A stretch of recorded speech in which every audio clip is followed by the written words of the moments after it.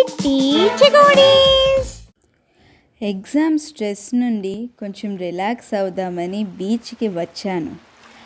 నాకు ఇష్టమైన చోటు బీచ్.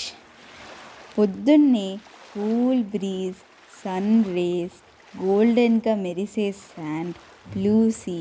అబ్బా, ఎంత బాగుంది అసలు. ఇది కదరా బీచ్ వైబ్స్ అంటే.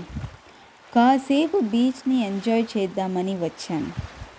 కానీ తిరిగి చూస్తే ఏంటి, చుట్టూ ఈ పడున్న చెత్త, ప్లాస్టిక్ స్పూన్స్, బాటిల్స్, కవర్స్, తినేసి పడేసిన మొక్కజొన్న కంటులు ఎక్సెట్రా ఎక్సెట్రా. ఇదే నాకు బాధ కలిగిస్తుంది. అస్సలు క్లీన్గా లేదు. ఎక్కడ తినేసి అక్కడే పడేస్తున్నారు. అసలు మనం కాస్తైనా ఆలోచిస్తున్నామా దీనివల్ల ఎంత ఇబ్బంది అని? అన్హైజీన్గా. బీచ్ అంటే ఒక ప్రకృతి అందం, ఒక శోభ, ఒక అలంకారం. దానిని చక్కగా శుభ్రంగా ఉంచడం, కాపాడడం మన అందరి బాధ్యత. ఇలా చెత్తగా ఉంచడం కాదు. చిన్న పనే. తినేసిన తర్వాత చెత్త అంతా దగ్గరలో ఉన్న డస్ట్బిన్లో వేద్దాము.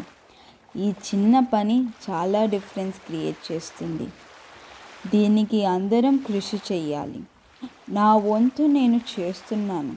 ఖచ్చితంగా అందరం చేద్దాము. ప్రకృతిని కాపాడుతాము.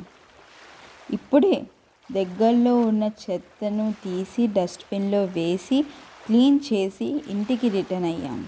అమ్మయ్యా, ప్రశాంతంగా ఉంది. ఇట్లు మీ గాయత్రి.